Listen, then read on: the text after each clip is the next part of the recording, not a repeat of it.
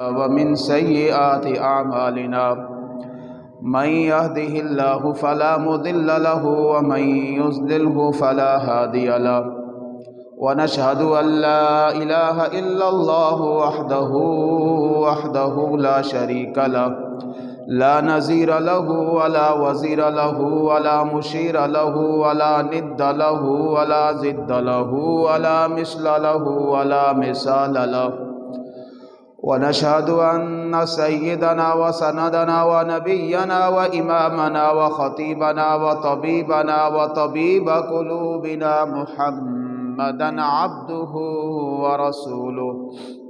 قال الله تبارك وتعالى في القرآن المجيد والفرقان الحميد: يا أيها الذين آمنوا كتب عليكم الصيام كما كتب على الذين من قبلكم لعلكم تتقون.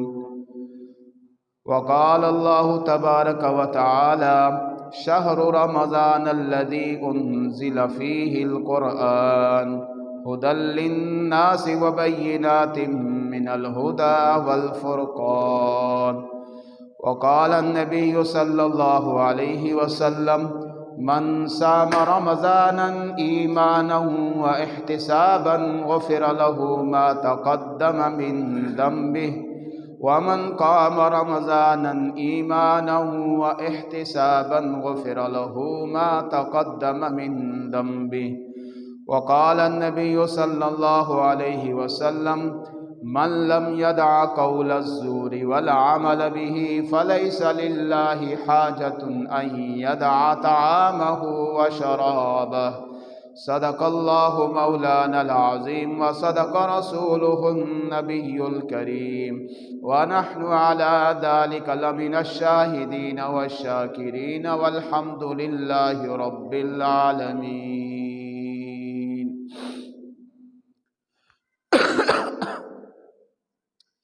انتہائی واجب الاحترام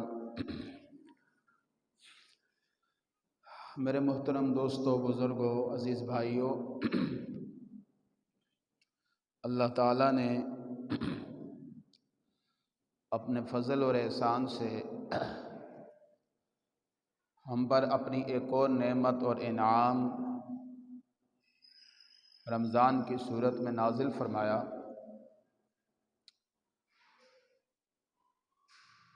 اور ہمیں اس سے فائدہ اٹھانے کا موقع فراہم کیا۔ وہ مہینہ کہ جس میں اللہ کی رحمت بارش کی طرح برستی ہے، اور ہر افطار کے وقت ہر رات کو لاکھوں لوگوں کی مغفرت کی جاتی ہے، جس کا پہلا عشرہ آپ صلی اللہ علیہ وسلم نے رحمت قرار دے دیا، جس کا دوسرا عشرہ مغفرت قرار دے دیا، اور جس کا تیسرا عشرہ جہنم سے آزادی کا ذریعہ قرار دے دیا، وہ ماہ رمضان اللہ تعالیٰ نے ہمیں عطا فرمایا۔ اور کتنے ہی ایسے رمضان ہیں جو اس سے پہلے آئے اور گزر گئے اور چلے گئے۔ 14-15 سال میں روزہ فرض ہونے کے بعد آج تک کسی کے 10 رمضان گزرے، کسی کے 20 رمضان گزرے، کسی کے 30 رمضان گزرے، کسی کے 50 اور 60 رمضان اسی طرح سے گزر گئے۔ لیکن سوچنے کی بات یہ ہے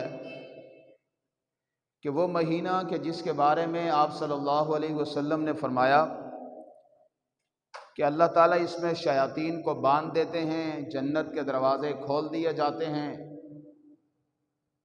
اور ایک حدیث کے اندر آتا ہے کہ قیامت والے دن روزے داروں کے لیے ایک دروازہ خاص کیا گیا ہے، اور وہ خاص دروازہ جسے باب الریان کہا جاتا ہے، وہ روزے داروں کے لیے خاص ہوگا، اور اس دروازے سے سوائے روزہ داروں کے کوئی بھی اس سے داخل نہیں ہو سکے گا۔ اور آپ صلی اللہ علیہ وسلم نے فرمایا کہ جب کوئی شخص اس دروازے سے داخل ہوگا تو داخل ہونے کے بعد پھر کبھی بھی اس کو پیاس نہیں لگے گی، چونکہ روزے کی حالت میں انسان پیاس برداشت کرتا ہے، بھوک برداشت کرتا ہے۔ اب اس کے انعام کے طور پر اللہ رب العزت اس دروازے سے داخل فرمائیں گے، اور داخل ہونے کے بعد پھر دوبارہ کبھی اس شخص کو پیاس محسوس نہیں ہوگی۔ اسی طرح سے آپ صلی اللہ علیہ وسلم نے فرمایا کہ جنت کی حوریں جب رمضان شروع ہوتا ہے تو وہ اللہ تعالیٰ سے دعا کرتی ہیں کہ ان روزہ داروں میں سے ہمارے لیے کوئی خاص مقرر کر دیجئے، کوئی شوہر ہمارے لیے مقرر کر دیجئے۔ تو اللہ تعالیٰ روزہ داروں میں سے ان حوروں کے لیے، جن کے بارے میں بعض روایت میں آتا ہے کہ وہ ایک ہی موتی کے بنے ہوئے خیمے میں رہتی ہیں، ان حوروں سے ان روزے داروں کا اللہ تعالیٰ نکاح کا بندوبست کر دیتا ہے۔ اور اسی طرح سے ایک روایت کے اندر آتا ہے کہ جب کوئی شخص روزہ رکھتا ہے تو اللہ تعالیٰ اس کے لیے ایسے کھانوں کا بندوبست کرتا ہے کہ اس طرح کے کھانے انسان نے نہ کبھی دیکھے، نہ کبھی سوچے، نہ انسان کے دل میں کبھی اس کا خیال گزرا کہ اس طرح کے کھانے جو ہے نا اللہ تعالیٰ مجھے عطا فرمائے گا۔ یہ سارے انعامات روزہ دار کے لیے ہیں۔ اور پھر ایک اور حدیث کے اندر آپ نے فرمایا کہ روزہ انسان کے نفس کو مارنے کا ذریعہ ہے، انسان کے نفس کو سیدھا کرنے کا ذریعہ ہے۔ دو طرح کے دشمن اللہ رب العزت نے انسان کے ساتھ لگائے۔ ایک دشمن تو باہر کا ہے جسے شیطان کہتے ہیں، جس کے بارے میں احادیث میں آتا ہے کہ اس نے اللہ سے دعا کی کہ یا اللہ تو مجھے موقع دے، میں ان کو دائیں سے بھی بہکاؤں گا، بائیں سے بھی بہکاؤں گا، اوپر سے بھی بہکاؤں گا، نیچے سے بھی بہکاؤں گا۔ مختلف قسم کے وساوس، مختلف قسم کے خطرات، مختلف قسم کی پریشانیوں میں ڈال کر نماز کا وقت ہوگا تو وہ دل میں وسوسہ ڈالے گا کہ تیرا گاہک ضائع ہو جائے گا۔ اللہ کی طرف سے پکار آئے گی، اللہ کے راستے میں نکلنے کا وقت آئے گا تو وہ مختلف قسم کے ہیلے اور بہانے، گھر کی پریشانیاں سامنے لا کر کھڑا کرے گا۔ اللہ کے راستے میں خرچ کرنے کی باری آئے گی تو وہ یہ خوف دل کے اندر پیدا کرے گا، جس کو اللہ نے خود قرآن میں ذکر کیا کہ وہ یہ خوف دل کے اندر پیدا کرتا ہے کہ اگر تو خرچ کرے گا تو تیرا مال کم ہو جائے گا۔ تو نیکی کا کوئی بھی راستہ، وہ انسان کی مالی عبادت کے راستے سے ہو، انسان جانی عبادت کے ذریعے سے حاصل کرے، یا نیکی انسان بدنی عبادت کے ذریعے سے حاصل کرے، ان سب راستوں میں وہ شیطان بیٹھا ہوا ہے اور انسان کو اس طرف جانے نہیں دیتا۔ لیکن اس رمضان کی برکت سے اللہ تعالیٰ نے ان شیاطین کو باندھ کر سمندر میں ڈال دیا۔ اب انسان کے لیے راستہ کھلا ہے۔ اب راستہ کھلنے کے باوجود بھی میں نے عرض کیا کہ کئی رمضان گزرنے کے باوجود بھی، کئی سال گزرنے کے باوجود بھی ہم رمضان سے وہ فائدہ حاصل نہیں کر پاتے جو اللہ تعالیٰ نے اس کا انعام رکھا ہے۔ اور وہ انعام کیا؟ اللہ فرماتے ہیں لعلکم تتقون، تاکہ تم اللہ سے ڈرنے والے بن جاؤ۔ 30 دن اللہ تعالیٰ اپنے سے ڈرنے کی مشق کرواتے ہیں۔ 30 دن اللہ تعالیٰ انسان کو اپنے نفس سے مقابلہ کرنے کی ہمت دیتے ہیں۔ 30 دن اللہ تعالیٰ عبادت کے لیے کھڑا ہونے کی توفیق دیتے ہیں کہ ان 30 دنوں کے اندر جب شیطان کو باندھ دیا، باہر کے دشمن کو باندھ دیا، اندر کے دشمن سے مقابلہ کرو۔ اندر کا دشمن جو سارا سال برائیوں کا عادی ہو چکا، جو سارا سال گناہوں کا عادی ہو چکا، جو سارا سال اللہ سے بغاوت کا عادی ہو چکا، ان 30 دنوں کے اندر اس اندر کے دشمن سے خود مقابلہ کرنا ہے، اور باہر کے دشمن کو اللہ نے باندھ کر سمندر میں ڈال دیا ہے۔ لیکن کتنے افسوس کی بات ہے کہ ہم یہ سمجھتے ہیں کہ رمضان صرف سحری اور افطاری کا نام ہے، یا کچھ قرآن کی تلاوت کر لی تو رمضان گزر گیا، سارا دن بھوکا اور پیاسا رہے تو رمضان گزر گیا۔ اس کا نام رمضان اگر ہوتا تو یہ رمضان ہماری زندگی میں تبدیلی پیدا کرنے کا ذریعہ بنتا، لیکن ہم میں سے ہر ایک شخص جانتا ہے کہ کتنے سارے رمضان گزرنے کے باوجود بھی میری زندگی کے اندر کتنی تبدیلی آئی۔ کیا میرے دل کے اندر سے حسد ختم ہو گیا؟ کیا میں نے جھوٹ بولنا چھوڑ دیا؟ جھوٹا کام کرنا چھوڑ دیا؟ کیا میں نے ناپ تول کے اندر کمی کرنا چھوڑ دیا؟ کیا میں نے دوسرے کے ساتھ دھوکا کرنا اور دھوکا دینا چھوڑ دیا؟ آپ صلی اللہ علیہ وسلم کی حدیث آپ نے فرمایا مسلمان نہ دھوکا دیتا ہے نہ دھوکا کھاتا ہے۔ کیا میں نے لا علمی اور جہالت کے اندر جو اللہ سے دوری تھی اس دوری کو ختم کر لیا؟ کیا میں نے دوسروں کی غیبت سے اپنی زبان کو بند کر لیا؟ کیا میں نے کانوں کو غلط سننے سے روک لیا؟ کیا میں نے آنکھ کو غلط دیکھنے سے روک لیا؟ کیا میں نے زبان کو غلط استعمال کرنے سے روک دیا؟ اگر سارا کا سارا رمضان گزارنے کے باوجود بھی، بھوکا پیاسا رہنے کے باوجود بھی اگر یہ حاصل نہ ہوا تو اللہ کے رسول فرماتے ہیں کہ من لم یدع قول الزور، کہ جس نے رمضان المبارک کے اندر روزہ رکھا، سارا دن بھوکا اور پیاسا رہا، لیکن اس نے زبان سے جھوٹ بولنا نہ چھوڑا، اپنے عمل سے جھوٹا عمل نہ چھوڑا، اللہ کے رسول فرماتے ہیں اللہ کو اس کے بھوکا اور پیاسا رہنے کی کوئی حاجت نہیں ہے۔ اللہ کو ہماری بھوک اور پیاس کی کوئی ضرورت نہیں ہے، نہ ہمارے بھوکا پیاسا رہنے سے اللہ کو کوئی فائدہ ہے۔ اس نے اس بھوک اور پیاس کو ہمارے لیے اس لیے لازم کیا کہ ان 30 دنوں کے اندر بھوک اور پیاس برداشت کر کر اپنے اندر کے شیطان، اپنے اندر کے نفس مقابلے کے اندر انسان کے اندر ہمت پیدا ہو۔ دیکھیں نا، میں نے پچھلے جمعے میں بھی عرض کیا تھا کہ ہم حلال چیزیں چھوڑتے ہیں، کھانا چھوڑ دیا، پینا چھوڑ دیا، اور اسی طرح سے جائز خواہشات کو پورا کرنا چھوڑ دیا، باوجود یہ کہ یہ اس سے پہلے حلال تھی، جائز تھی، اور رمضان کے اندر ہم ان کو چھوڑ دیتے ہیں۔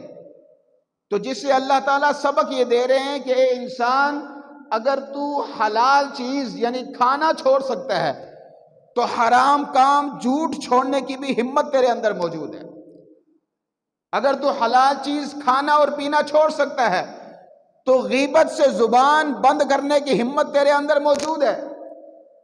اگر تو حلال چیز کھانا پینا چھوڑ سکتا ہے، بھوک ایک ایسی چیز ہے کہ انسان اس پیٹ کی وجہ سے کئی دنوں کا کوئی شخص بھوکا ہو تو اس پیٹ کو بھرنے کے لیے وہ کسی بھی حد تک چلا جاتا ہے، لیکن اس رمضان کے اندر اللہ بھوکا اور پیاسا رکھنے کی مشق کرواتا ہے، اور اللہ کی توفیق سے ہم وہ مشق کرتے ہیں، لیکن یہ ساری مشق کرنے کے بعد جو اس مشق کے نتیجے میں حاصل ہونا چاہیے تقویٰ، وہ حاصل نہیں ہے۔ اس انعام کے ہم حقدار نہیں بن پا رہے۔ کیوں؟ اس لیے کہ ہم نے یہ سمجھا کہ بس صبح سحری کر لی، اور اس لیے کر لی کہ سارا دن بھوکا رہنا، خوب کھایا، اور پھر افطاری کے وقت خوب افطاری کر لی کہ سارے دن کی بھوک ہے، سارے دن کی پیاس ہے، اور اس کے بعد چلو شیطان بندھا ہوا تو آ کر نماز پڑھ لی، قرآن کی کچھ تلاوت کر لی۔ ہم نے یہ سمجھا کہ رمضان صرف اس روٹین اور ہمارے معمولات میں تھوڑی سی تبدیلی کا نام ہے، حالانکہ ایسا نہیں ہے۔ اللہ ہمیں مشق کروا رہا ہے، ایکسرسائز کروا رہا ہے، ہمیں اللہ تعالیٰ پریکٹس کروا رہا ہے اپنے اندر کے نفس سے مقابلہ کرنے کی، کہ جب بھوک برداشت کر سکتے ہو تو زبان کو کسی کی غیبت سے روک سکتے ہو، جس کے بارے میں اللہ فرماتے ہیں اَيُحِبُّ أَحَدُكُمْ أَن يَأْكُلَ لَحْمَ أَخِيهِ، کہ اے لوگو، اے مسلمانوں، اے مومنوں، کیا تم یہ چاہتے ہو، پسند کرتے ہو کہ تم اپنے مردہ بھائی کا گوشت کھاؤ؟ بھائی فوت ہو جائے اور دوسرا شخص اس کی بوٹیاں اتار کر کھا رہا ہو، ہے؟ ایک تو مردہ کھانا ویسے بھی ناپسندیدہ ہے، مکروہ سمجھا جاتا ہے، انسان کی طبیعت اس سے ناپسندیدگی محسوس کرتی ہے، لیکن اگر کوئی کھا رہا ہو تو دیکھنے والا کیا کہے گا؟ ہاں جی، بڑا ماشاءاللہ نیک آدمی ہے، اس کو کہے گا نا بڑا نیک آدمی ہے۔ آپ میری بات نہیں سمجھ رہے؟ بھائی ایک شخص اپنے بھائی مر گیا ہے اور اس کی چھری لے کر اس کا گوشت اتار کے کھا رہا ہے، تو کیا خیال ہے؟ سارے لوگ کہیں گے جی ماشاءاللہ، جی ماشاءاللہ، کتنا نیک آدمی ہے جی، بھائی کا گوشت کھا رہا ہے، کہیں گے نا؟ کیا کہیں گے؟ بہت اچھا آدمی ہے۔ یار کیسا بے وقوف آدمی ہے یار، مردے کی بے حرمتی کر رہا ہے، اپنے سگے بھائی کا گوشت کھا رہا ہے۔ اور یہ کون فرما رہا ہے؟ اللہ رب العزت خود فرما رہے ہیں کہ جب تم زبان کو کسی کی برائی سے آلودہ کرتے ہو، جب تم زبان کو کسی کے پیٹھ پیچھے برائی سے گندا کرتے ہو تو اس کا نتیجہ کیا ہوتا ہے؟ اللہ فرماتے ہیں کہ یہ اس طرح ہے کہ جس طرح سے اپنے مردہ سگے بھائی کا گوشت تم نے کھا لیا۔ اور اگر آنکھ کو غلط دیکھا، اللہ تعالیٰ قرآن میں فرماتے ہیں کُلِّ الْمُؤْمِنِينَ يَغُضُّوا مِنْ أَبْصَارِهِمْ وَيَحْفَظُوا فُرُوجَهُمْ، کہ مومن مردوں اور عورتوں سے کہیں کہ اپنی آنکھوں کو نیچے رکھیں، اپنی آنکھوں کو، نظروں کو جھکا کے رکھیں، کہ جب یہ آنکھیں جھکا کے رکھیں گے تو ان کی شرمگاہوں کی حفاظت کا ذریعہ ہوگا۔ آنکھ جب غلط دیکھے گی، دماغ غلط خیالات سوچے گا، دل ان خیالات پر عمل کرنے کا پورا پلان بنائے گا، اور آخر انسان زنا اور گناہ میں ملوث ہو کر اللہ کے عذاب کا حقدار بن جائے گا۔ اور یہ ایسا گناہ ہے، آپ صلی اللہ علیہ وسلم نے فرمایا، آپ نے فرمایا جب کوئی شخص زنا کرتا ہے تو حالت زنا میں ایمان اس سے رخصت ہو جاتا ہے۔ حالت زنا میں کسی کے ساتھ بدکاری کی، غلط کام کیا، تو اس حالت میں ایمان اس سے نکل گیا۔ اگر اب یہ اس حالت کے اندر، اس ناپاکی کے اندر مر گیا تو کل اللہ تعالیٰ کافروں کے ساتھ اٹھائیں گے۔ اور یہ بات یہاں تک کیوں پہنچی؟ آنکھ کے غلط دیکھنے کی وجہ سے، دماغ کے غلط سوچنے کی وجہ سے، دل کے غلط پلاننگ کرنے کی وجہ سے۔ دیکھیں نا، یہ تین چیزیں ہیں، یا انسان کا آنکھ ہے، انسان کی آنکھ ہے جو غلط سوچتی ہے، یا انسان کے کان ہیں جو غلط سنتے ہیں، یا پھر انسان زبان سے غلط جملے، غلط الفاظ، غلط باتیں کرتا ہے، اور پھر سارے انسان کے اندر کی مشین ان تینوں اعضاء کے ان کیے ہوئے اعمال کی سزا بھگتتی ہے۔ میرے محترم دوستو، اللہ تعالیٰ اس ماہ رمضان میں ہمیں اسی چیز کی مشق کروا رہے ہیں کہ اگر حلال چھوڑ سکتے ہو تو حرام چھوڑنا بھی تمہارے بس میں ہے۔ دیکھیں، انسان، علماء نے لکھا اور صوفیاء نے لکھا کہ انسان کھا کھا کے نا، انسان کا جو نفس ہے اندر کا، یہ جو اندر ایک بیٹھا ہوا ہے، یہ کھا کھا کے تگڑا ہو جاتا ہے، پھر وہ سہولت پسند ہو جاتا ہے، نماز پڑھنے کو دل نہیں کرتا، سارا سال قرآن پڑھنے کو دل نہیں کرتا، اللہ کا کہاں جس محفل میں ذکر ہے اس محفل میں آنے کو ذکر نہیں کرتا، اس لیے کہ یہ اندر اور باہر کا دشمن ایک ہو چکا ہوتا ہے۔ آپ نے دیکھا ہوگا جنگوں کے اندر، اگر کسی ملک کے اندر بھی دشمن کے جاسوس ہو، اندر بھی دشمن کے مخبر ہو، اور باہر سے بھی دشمن حملہ آور ہو، تو اس ملک کو تباہ ہوتے ہوئے وقت نہیں لگتا۔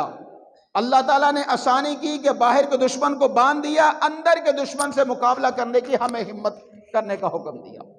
رمضان سحری افطاری اچھی طرح سے کی، اور اس کے بعد سحری کر کے سو گئے، آدھا دن سو کے گزارا، پھر اٹھ کر کبھی اس دوست کے پاس، کبھی اس دوست کے پاس، کبھی اس کے پاس وقت گزارا، اور اس کے بعد افطاری کرنے کے بعد اب اس کے بعد جو ہے نا تیزابیت ہو گئی ہے، اب اس کے بعد ہمت نہیں ہو رہی ہے، کسی کے سر میں درد ہو گیا ہے، اب سارا دن روزہ رکھ کر یہ بھوک اور پیاس برداشت کر کر رات کی عبادت تراویح سے جو ہے نا وہ بچ کر نکل جاتا ہے کہ جی مجھے ہمت نہیں ہوتی، جی سارا دن بھوکا پیاسا رہوں، اب تراویح کے لیے کھڑا ہونے کی ہمت نہیں، اب یہ بچ کے نکل جاتا ہے۔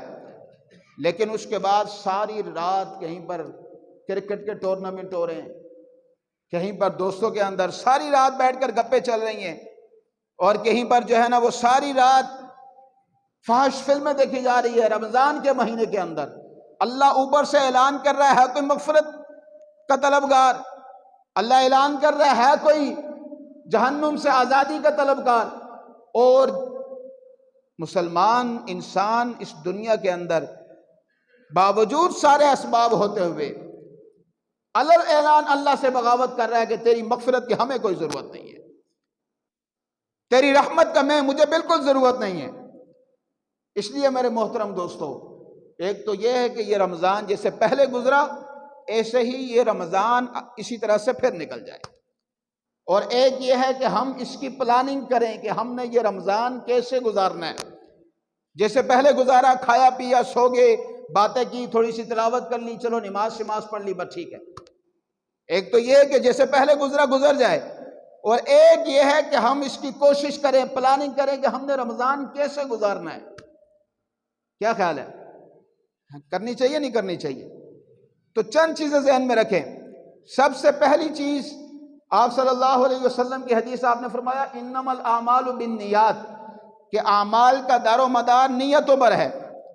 اگر عمل اللہ کے لیے کیا تو اللہ تعالیٰ آخرت میں بھی بدلہ دیں گے اور دنیا میں بھی اس عمل کا فائدہ ہوگا۔ اور روزہ ایک ایسا عمل ہے کہ جس کا اللہ کے لیے ہونے میں کوئی شک نہیں۔ میں نے پہلے بھی عرض کیا تھا کہ کس کا روزہ ہے یا کس کا نہیں ہے۔ کسی نے چھپکے سے کچھ کھا لیا تو کسی کو نہیں پتا، لیکن اللہ کو پتا ہے۔ کسی نے وضو کرتے ہوئے پانی کے 2 گھونٹ پی لیے تو کسی کو نہیں پتا، لیکن اللہ کو پتا ہے۔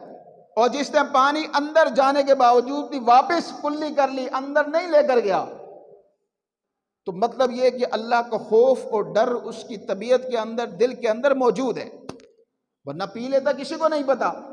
اس لیے اللہ تعالیٰ نے یہ اخلاص اس روزے کے اندر فطرتی طور پر، قدرتی طور پر رکھا ہے کہ جس نے روزہ رکھا گویا کہ اس نے روزہ اللہ ہی کے لیے رکھا۔ اس لیے آپ صلی اللہ علیہ وسلم کی حدیث آپ نے فرمایا، اللہ تعالیٰ فرماتے ہیں کہ روزہ میرے لیے ہے اور اس کا بدلہ میں خود دوں گا۔ مختلف اعمال کا بدلہ، نماز کا بدلہ ملے گا مختلف ثوابوں کی صورت میں، اور اسی طرح زکوٰۃ کا ملے گا، دیگر نیکیوں کا ملے گا، لیکن روزے کی صورت میں اللہ کہتے ہیں کہ میں خود اس کا بدلہ انسان کو عطا فرماؤں گا۔ اور بعض محدثین اس کی تشریح یوں کرتے ہیں کہ اللہ کہتے ہیں کہ اس کا بدلہ میں خود ہوں۔ اور اس کی مثال میں عرض کیا کرتا ہوں کہ محمود غزنوی بادشاہ کے دور کے اندر اس نے اعلان کیا کہ جس نے جس چیز پر ہاتھ رکھا وہ اس کی۔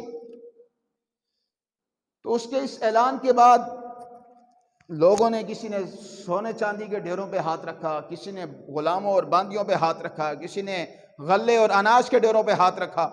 تو اس کا غلام ایاز اس کے ساتھ کھڑا، اس نے بادشاہ کے کندھے پہ ہاتھ رکھ دیا۔ بادشاہ نے کہا بڑا بیوقوف آدمی ہے کہ میں کہہ رہا ہوں کہ جس نے جس چیز پہ ہاتھ رکھا وہ اس کی ہو گئی، لے لو، تو کھڑا میرے کندھے پہ ہاتھ رکھ کے کھڑا ہے۔ اس نے کہا بادشاہ سلامت، آپ نے کہا جس نے جہاں ہاتھ رکھا وہ اس کی، میں نے آپ کے کندھے پہ ہاتھ رکھا، اگر بادشاہ میرا ہو گیا تو ساری بادشاہت میری ہو گئی۔ تو روزہ اللہ کہتے ہیں کہ روزہ جب تم نے میرے لیے رکھا ہے تو اس کا بدلہ میں خود ہوں۔ یعنی انسان اب عمل وہی کرے گا جو اللہ کی رضا کا ذریعہ اور سبب بنے گا، زبان سے جملہ وہی ادا ہوگا جو اللہ کی خوشی کا ذریعہ ہوگا، آنکھ وہی کام کرے گی جو اللہ کی رضا کا ذریعہ اور سبب ہوگی۔ اور پھر جب یوں ہو جائے گا تو اللہ تعالیٰ ساری مخلوق کو انسان کی خدمت پہ لگا دیتا ہے۔ سمجھ میں نہیں آتی کہ رزق کا انتظام کہاں سے ہو رہا ہے، سمجھ میں نہیں آتی کہ مسئلے بظاہر الجھے ہوئے مسائل کس طرح سے حل ہونا شروع ہو گئے۔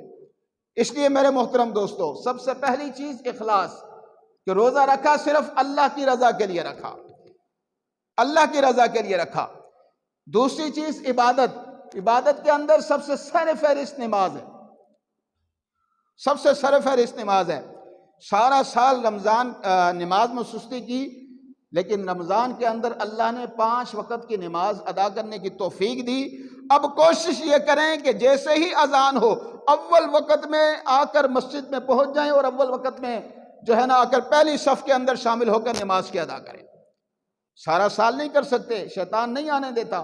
اب رمضان میں اللہ نے توفیق دے دی، مسجد میں آ جاتے ہیں، اب تھوڑا سا قدم اور بڑھانا ہے کہ جہاں اذان ہونے کے بعد 2-4 مزید گپیں لگا کر پہلی یا دوسری رکعت میں پہنچتے ہیں، اذان کی آواز آئی تو فوراً مسجد کا رخ کر لیا، اور فرض نمازوں کے ساتھ ساتھ تھوڑی سی مزید اپنی اس جو ہے نا وہ اس کو بڑھا دیں کہ جہاں فرض نمازیں پڑھتے ہیں وہاں تھوڑا سا نوافل کا اہتمام ہو۔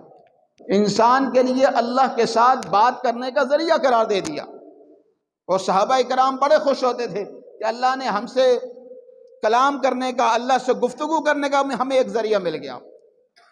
سحری کے لیے اٹھتے ہیں 4 بجے اٹھتے ہیں، 3:45 بجے اٹھتے ہیں، 3:30 بجے اٹھتے ہیں، تھوڑی سی ہمت کر 10 منٹ 15 منٹ مزید تھوڑا سا پہلے اٹھ جائیں، 2 رکعت 4 رکعت 6 رکعت 8 رکعت تہجد کی ادا کریں۔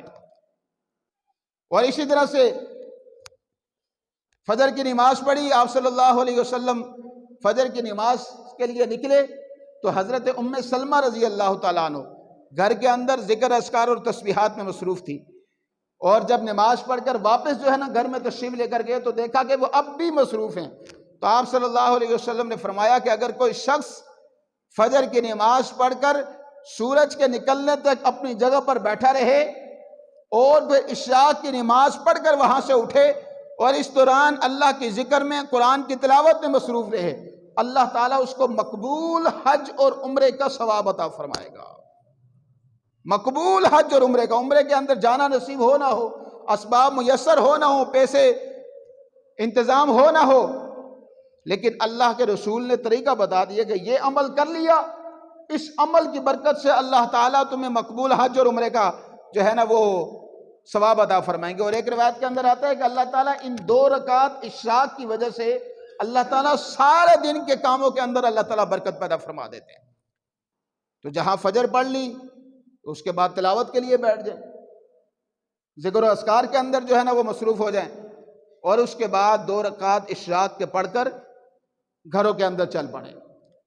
اسی طرح سے اوابین ہیں، مغرب کی نماز کے بعد آپ صلی اللہ علیہ وسلم نے 6 رکعت، بعض روایات میں 20 رکعت ادا فرمائی۔ دیکھیں نا، سیزن ہے نا، بہار کا موسم ہے، پھلوں کا موسم ہے، پھولوں کا موسم ہے، اور لوگوں کے اسٹال لگے ہوئے ہیں، پھلوں والا پھل جو ہے نا وہ خوب بیچ رہا ہے، کپڑوں والا کپڑا خوب بیچ رہا ہے۔ اسی طرح سے اللہ تعالیٰ نے یہ نیکیوں کا سیزن ہمارے لیے بنایا ہے، اور سیزن کے اندر دکاندار اور تاجر یہ کوشش کرتا ہے کہ اگر 10 روپے بھی کہیں سے زیادہ آتے ہیں تو اس کا انتظام کیا جاتا ہے۔ تو بھائی اگر 2 رکعت سنت پڑھنے کے بعد اگر 4-6 رکعت مزید پڑھنے سے اگر ثواب کے اندر اضافہ ہو جائے تو کوئی حرج نہیں، کوئی مشکل نہیں۔ جب 2 رکعت نفل سنت پڑھ لی تو بعض علماء نے یہاں تک لکھا کہ 2 کے ساتھ 4 بھی ملا لیے جائیں تو اللہ تعالیٰ اس پر بھی اوابین کا ثواب عطا فرمائے گا۔ 2 رکعت سنت تو ویسے پڑھی، بعض لوگوں نے 2 نفل بھی پڑھ لیے، ان 2 نفلوں کے بعد 2 اور پڑھ لیں، یا 2 سنت پڑھی تو 4 نفل اور پڑھ لیں، اللہ تعالیٰ اس پر بھی اوابین کا ثواب عطا فرمائے گا۔ اور اسی طرح سے جو ہے نا وہ دوسری چیز جس کی خاص مناسبت اس ماہ رمضان سے ہے وہ اللہ کا قرآن ہے۔ اللہ نے اس رمضان کے اندر اس قرآن کو نازل کیا۔ آپ صلی اللہ صحابہ کہتے ہیں کہ حضور صلی اللہ علیہ وسلم ہر رمضان میں آپ کی قرآن کی تلاوت کے اندر اضافہ ہو جائے۔ قرآن کی تلاوت، اگر قرآن نہیں پڑھا، میں نے پہلے بھی عرض کیا تھا، تو یہ ابھی سے کوشش کرنا شروع کر دیں اور اس کے لیے محنت کرنا شروع کر دیں کہ اس ماہ رمضان میں کم از کم اپنے قرآن کی تلاوت کو، تجوید کو ٹھیک کر لیں، اپنے تلاوت کا معمول بنائیں۔ لیکن کوئی مشکل نہیں ہے، عموماً کسی بھی پارے کے اندر 12، 18، 20، 22 رکوع عام طور پر پاروں کے اندر ہوتے ہیں، اور اگر کوئی شخص بہت زیادہ آہستہ پڑھتا ہے، بہت زیادہ جو ہے نا آہستہ پڑھتا ہے، تو ہر نماز کے وقت 2 صفحے پڑھتا رہے تو وہ عشاء کے وقت تک انشاءاللہ وہ کسی نہ کسی طرح سے ایک پارہ مکمل کر لے گا۔ دیکھیں نا، اذان ہو گئی، میں نے کہہ دیا اذان ہوئی، مسجد میں آگے تلاوت شروع کر دی، اذان نماز کے بعد پھر تھوڑی سی تلاوت کر لی، یہ روٹین بنا لی۔ یہ جہاں پر اللہ تعالیٰ اس تلاوت کا اجر عطا فرماتے ہیں، وہاں سب سے اہم چیز اللہ تعالیٰ قرآن میں فرماتے ہیں فَلَا يَتَدَبَّرُونَ الْقُرْآنَ أَمْ عَلَىٰ قُلُوبٍ أَقْفَالُهَا، کیا تمہارے دلوں پر تالے پڑ گئے ہیں، تم اللہ کے قرآن میں غور اور فکر نہیں کرتے کہ اللہ نے اس پر کتنی انعامات اور کتنی نعمتوں کا تذکرہ اس کتاب کے اندر فرمایا، کن خزانوں کا تذکرہ اللہ نے اس کتاب کے اندر فرمایا۔ اور قرآن مجید کے اندر اللہ فرماتے ہیں کتاب انزلناہ الیکم، کہ ہم نے یہ کتاب تمہارے پہ نازل کی، فیہ ذکرکم، اس کتاب کے اندر تمہارا تذکرہ موجود ہے، میرا تذکرہ اس کتاب کے اندر موجود ہے۔ ہم سب کا تذکرہ اللہ نے اس کتاب کے اندر کیا، لیکن سوچنے کی بات یہ ہے انسان سوچے کہ میرے اندر کمی کون سی ہے، میرے اندر کوتاہی کون سی ہے، اللہ کے احکامات سے سستی کن کن وجوہات کی بنیاد پر ہے، پھر اس کے بعد قرآن کھولے، اللہ تعالیٰ ان سارے مسائل اور بیماریوں کا حل قرآن کے اندر بتا رہے ہیں۔ لیکن یہ کیسے ہوگا؟ اس کے اندر غور و فکر کرنے کی عادت پڑے گی، اس کا ترجمہ سمجھنے کا شوق پیدا ہوگا۔ جب تلاوت کر رہے ہیں تو اپنی روٹین کے اندر تھوڑا سا اضافہ مزید کر لیں۔ وہ تھوڑا سا اضافہ کیا کر لیں کہ روز 1 رکوع، آدھا رکوع ترجمے کے ساتھ پڑھنا ہے، آہستہ آہستہ جب یہ روٹین میں آ جائے گا، رمضان گزرنے کے بعد ممکن ہے کہ 5 سپارے پڑھے ہوں ترجمے کے ساتھ، 10 سپارے پڑھے ہوں ترجمے کے ساتھ، لیکن اللہ کی قسم ایک دفعہ ترجمے سے قرآن پڑھنا شروع کر دیں، اللہ قرآن کی لذت عطا فرمائے گا، پھر آگے انسان خود اپنی روٹین پہ چل پڑتا ہے۔ آغاز کرنا یہ سب سے مشکل کام ہے۔ اور اسی طرح تیسری چیز اپنی روٹین کے اندر ذکر و اذکار اور تسبیحات۔ ابھی سے یہ کوشش کریں، نیت کریں کہ درود شریف رمضان کے اندر 100 دفعہ صبح، 100 دفعہ شام۔